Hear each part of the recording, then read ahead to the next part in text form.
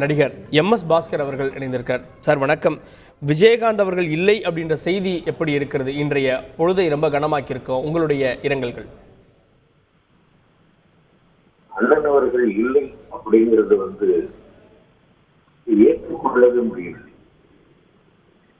அவங்க அவ்வளவு கம்பீரமாக பார்த்துவிட்டு, அவ்வளவு ஒரு கலகலப்பாக பார்த்துவிட்டு, அவ்வளவு ஒரு பாசத்தோட நம்மகிட்ட பழகிறவரை பார்த்துட்டு இன்னைக்கு அதை போல் சாய்ந்து கிடக்கிறவரை எப்படி போய் பார்க்கறது அப்படிங்கிறது அந்த தைரியம் என்னுடைய இதயத்துக்கு இல்லை.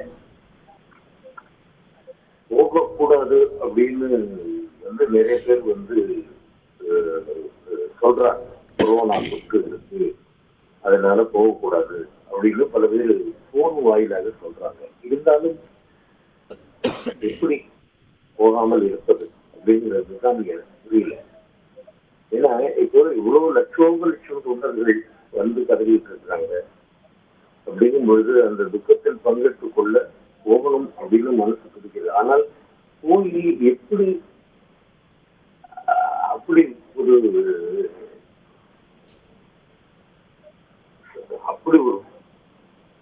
ஒரு கோணத்துல அவர் எப்படி பார்க்க முடியும்?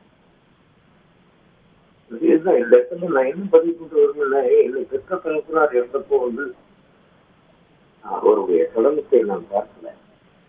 எனக்கு நான் ஊருக்கு போறதுக்குள்ள அன்னைக்கு ஏதோ அது இது இந்த சாங்கியம் அது இதுன்னு சொல்லிட்டு இது பண்ணிட்டு எடுத்ததாக பண்ணிட்டாங்க. அதே மாதிரி இந்த கலைஞரை பார்த்து அவர்னப்பவும் நான் வெளியூர்ல இருந்து என்னால வர முடியவில்லை. இப்போ அண்ணன் நான் பல பேட்டிகள் சொல்லியிருக்கேன். அவர் எனக்கு அண்ணன் மட்டும் இல்லை, அவர் அம்மா. எனக்கு அப்படி ஒரு சாப்பாடு போட்டு, அப்படி ஒரு கவனித்து, அப்படி ஒரு உறங்க வைத்து அழகு பார்த்த ஒரு தாய் அவர். எனக்கு அவருக்கு பல நாட்களை உடம்பு முடியல அப்படிங்கிறத பேப்பர்ல படிக்கும் போதெல்லாம் நான் நீங்க கூட ஒரு பேட்டியில பதிவு பண்ண, சீக்கிரமா நீங்க வந்துருங்கன்னா வாபாஸ்கரான்னு கூப்பிடணும், அதை நான் சாதாரண கேட்கணும், உங்க கையில நான் திருநீர் பூசிக்கணும், அன்னைக்கு கையால திருநீர் பூசிக்கணும், உங்க 2 பேரையும் நிக்க வச்சு நான் வணங்கணும் அப்படின்றதுதான் ஒரு பேட்டி வாயில சொன்னேன். மரணம் அப்படிங்கிறது தவிர்க்க முடியாத ஒன்று அப்படின்னா சில மரணங்கள் ஏற்றுக்கொள்ள முடியாத ஒன்று. நமக்கு சிறந்தவர்கள் யாராக இருந்தாலும் ஒரு நாள் பொறுத்தால் தீர வேண்டும் அப்படிங்கிறது விதி. அது அவரே சொல்லுவார்.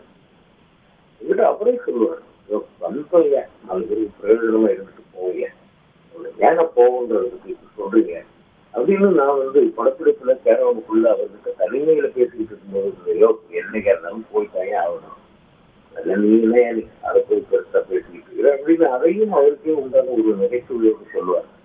ஆனால் இன்றைக்கு அதற்கு பிறகு இந்த கொரோனா பீரியடுக்கு பிறகு அண்ணன் அவர்களை பார்க்க முடியவில்லை. நான் அதே மீறி மேடா போனேன். இருக்கக்கூடிய டாக்டர்ஸ், நர்சஸ் எல்லாரும் சொன்னாங்க, அவருக்கு முடியாமல் இருக்கிறார், அவர் அந்த கொரோனா வார்டில் வச்சிருக்கிறோம், நீங்க போக வேண்டாம் அப்படின்னு. இல்லை, நான் வந்துட்டேன், நான் அண்ணனை பார்க்கணும், இந்த கண்ணாடி வழியாவது நான் பார்த்துட்டு போயிடுறேன், இல்லை அவங்க கூட இருக்கிறவங்க யாராவது அண்ணி இருக்காங்களா, இல்லை வேற யாராவது இருக்காங்களா, நான் பார்த்துட்டு போறேன், அந்த தளத்துக்கே யாரையும் அலை பண்ணல, நீங்க தயவு செய்து போக வேண்டாம் அப்படின்னு சொல்லி அனுப்பிட்டாங்க. அதுக்கு பிறகு நான் என்னுடைய நன்றி திரு எம்.எஸ். பாஸ்கர். அவர் உடலை பார்த்தாலே நான் கதறிடுவேன், அவர் அந்த கோலத்தில் பார்க்க முடியாதுன்றீங்க. இணைந்து உங்களுடைய நினைவுகளை பகிர்ந்து கொண்டதற்கு நன்றி. செய்திகளை உடனுக்குடன் தெரிந்து கொள்ள உடனே சப்ஸ்கிரைப் பண்ணுங்க.